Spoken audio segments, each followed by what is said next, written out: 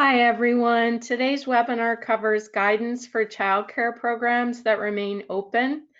Thank you for joining today. This webinar is for currently operating family childcare homes. Welcome from the Office of Child Development and Early Learning, the Bureau of Certification, and the Pennsylvania Key. We sincerely appreciate everything that you do every day to keep people safe and healthy. You are true heroes. Today's webinar recording will be posted on the Pennsylvania Keys coronavirus webpage with the slides and the CDC guidance. Due to the numbers of people wanting to register for these webinars, going forward, weekly webinars are going to be pre-recorded, not live. So you can access future webinar recordings on demand anytime you want on the Pennsylvania Keys coronavirus page.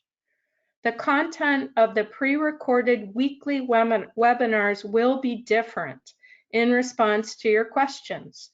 So please email your questions to hssco@pakeys.org and let us know you are a family childcare home operator. To meet your needs, we really need to get your questions. So please submit them. Thank you. This is just a picture of me. Don't need to spend much time on this one. So a few logistics. All participants are muted today due to the 30-minute time frame. But please feel free to type your questions into the question area so Octel can address them as best they can in future webinars. All the future webinars and slides will be pre-recorded and put on the PA Keys coronavirus webpage for on-demand viewing. I can hear some background noise. So Jim, do you have a... Okay. All right.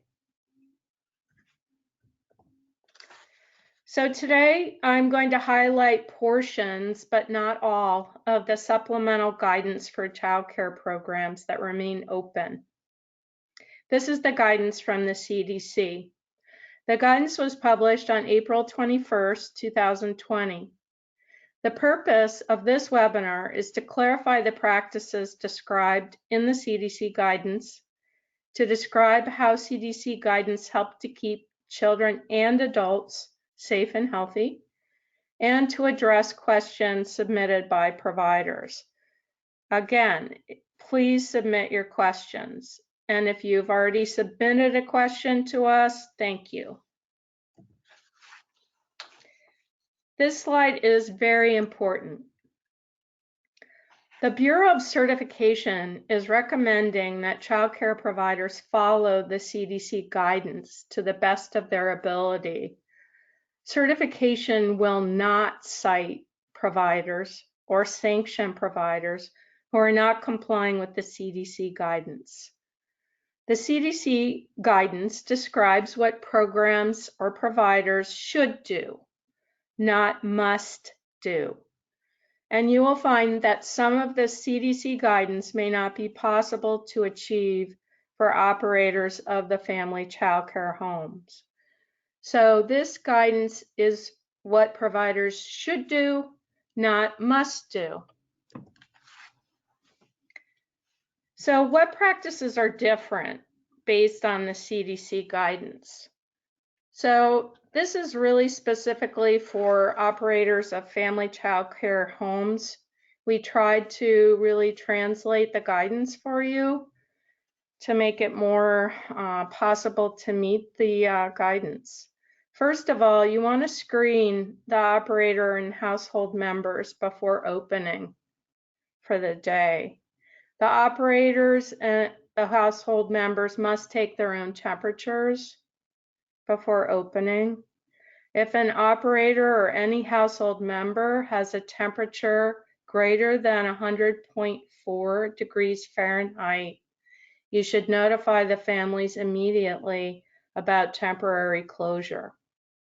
Do not open if any household members or operator have one or more of these symptoms: fever, cough, shortness of breath, chills or repeated shaking with chills, new loss of taste or smell.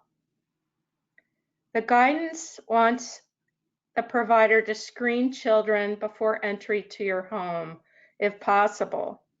Now, here's just one idea for how to screen ahead of time before children arrive. The operator could call the parent in the morning before they leave their home.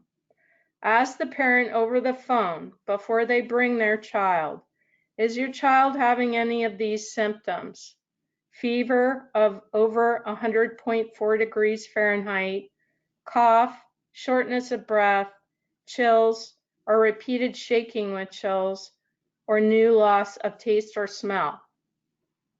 If the child has even one of these symptoms, the parents should not bring the child to your home. Exclude children with any of these symptoms: fever, cough, shortness of breath, chills, or repeated shaking with chills, new loss of taste or smell. Now, we've received many questions about masks. This is the CDC guidance.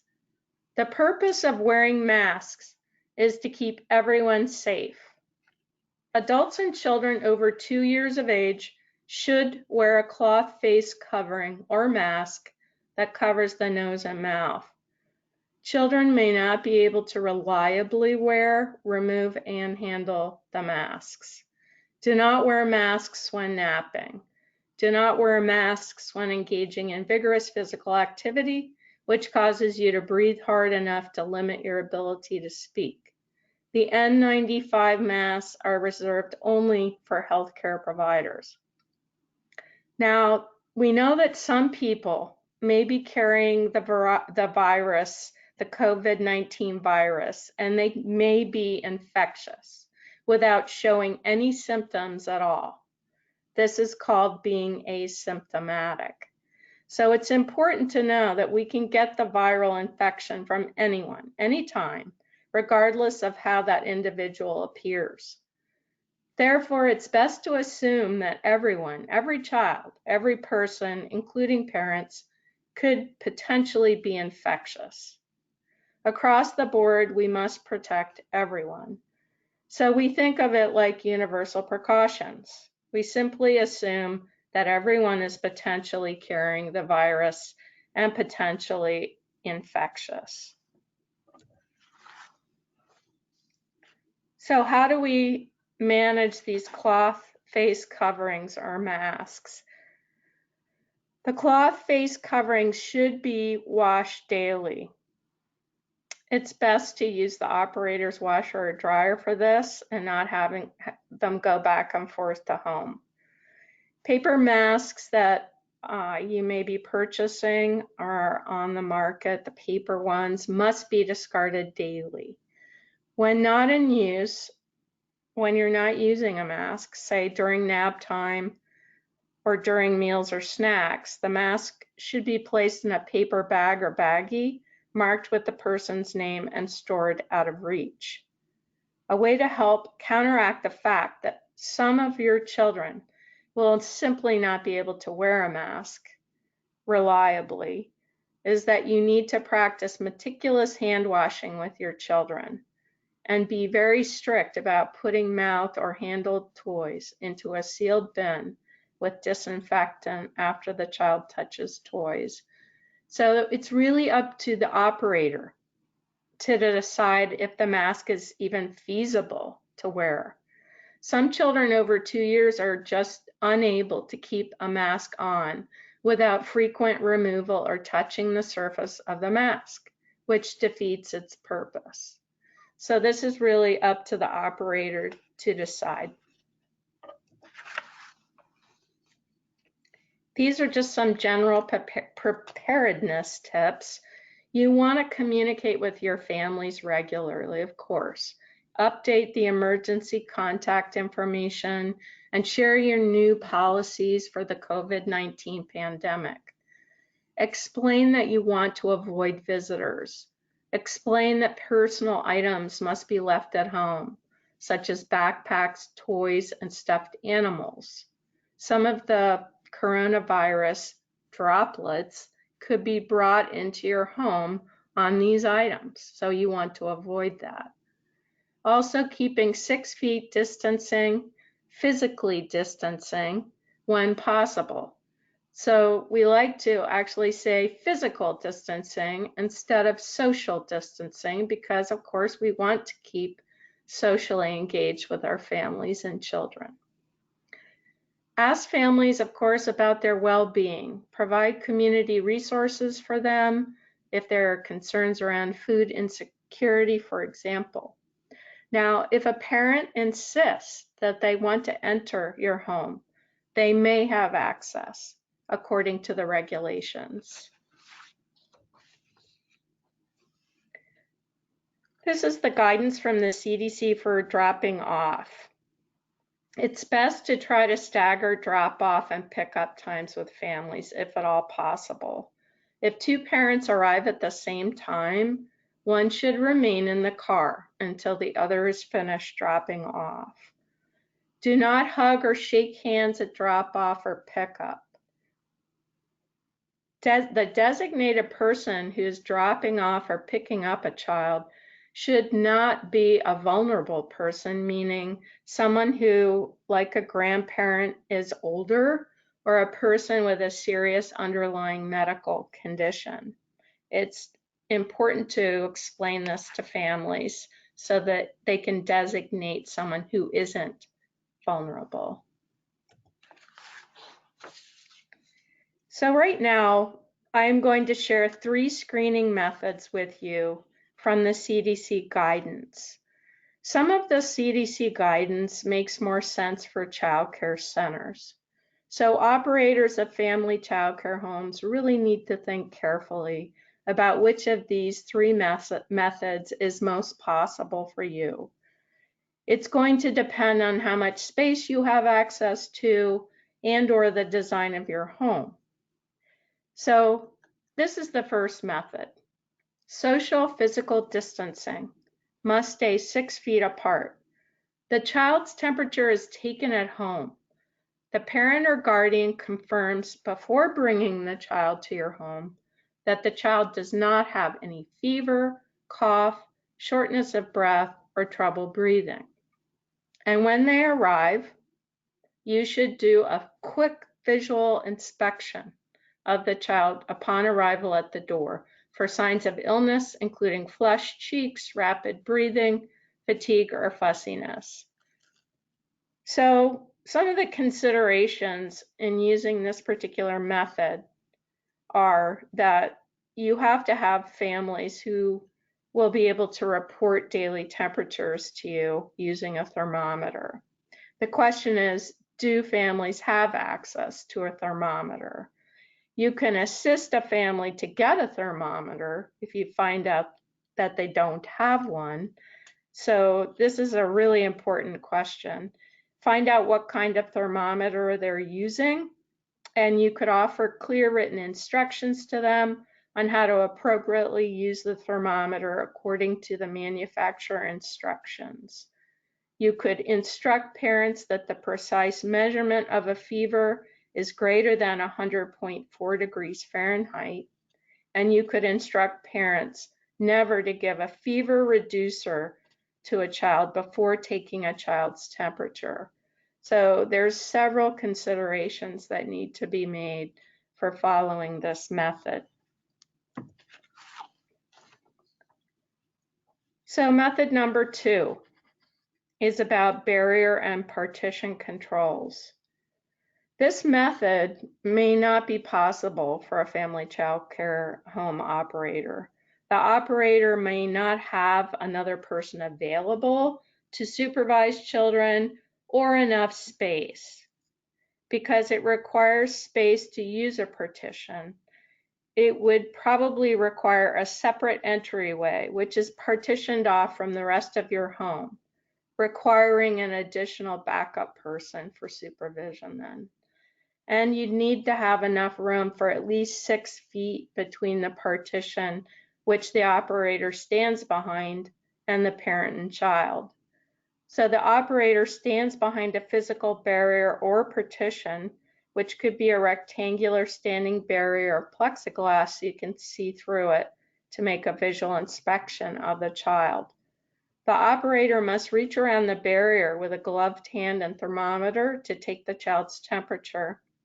Ideally, the operator is either wearing a long sleeve gown or a long sleeve smock. The provider may disinfect the thermometer in between children with alcohol wipes greater than 60% alcohol, or use hand sanitizer on your gloved hand to wipe off the end of the thermometer. Always wipe off the part that touches the child. The part of the thermometer that touches the child needs to be sanitized after each time you use it. To be extra safe, wipe off the end of even a no-touch thermometer, just in case the child moves and bumps into it with their forehead. And this could easily happen because kids bounce around a lot. So this is the third method, personal protective equipment or PPE. This may not be possible for operators of family child care homes. You want to use the personal protective equipment if you get within 6 feet of a child or adult, if the adult is carrying the child. If you're unable to hand wash, always use a hand sanitizer with at least 60% alcohol content. You need to wash your hands or use the hand sanitizer, put on the face mask or cloth face covering. Ideally, you would be able to use eye protection such as sports goggles. Regular glasses are not enough. You need coverage on the sides and the top and bottom. Use disposable gloves, possibly a gown or smock with long sleeves. You need to take the child's temperature and visually inspect the child. And you need to try to keep distancing from others in your home while you're going through this process. After screenings, remove or discard and wash the PPE. And then, of course, hand wash or use the sanitizer, which is more than 60% alcohol. So as I said earlier, our future webinar topics are really dependent upon your questions. We anticipate that next week, we will be talking more about the cleaning and disinfecting practices. We will also review exclusion criteria for COVID-19, when to exclude children, updates to the CDC guidance if there are any, and they come out frequently, so we'll be checking that for you. Please email your questions. As I said, this is very important. And let us know that you're a family child care home when you submit your questions or comments. And send them to hssco@pakeys.org. This is an important note. If there is a positive case of COVID-19 in a child or adult who has been present in the operator's home, you need to call the Pennsylvania Department of Health at 1-877-724-3258. And you must inform OCDEL by contacting the appropriate regional office of certification. These are very important instructions for reporting. This is also important to understand. This is coming from the CDC guidance and also from our Department of Health. A potential exposure means that being a household contact or having close contact within 6 feet of an individual with a confirmed or suspected COVID-19 for at least 10 minutes. So it doesn't take very long for you to be potentially exposed. And the time frame for having contact with an individual also includes the period of time of 48 hours before the individual became symptomatic. before they became showing some of those symptoms that I described earlier. So this is possible to happen very quickly, and you need to be aware of these time frames. Again, the webinar that you're listening to right now is recorded and it will be posted. So the slides that go with this and the CDC guidance will also be posted along with the recording on the Pennsylvania Keys coronavirus webpage. And when we anticipate this will be posted by Friday, if not earlier. So this is the website for that. I'm sure you're familiar with the Pennsylvania Keys website. You just go there and then find coronavirus, and it'll take you right to the materials.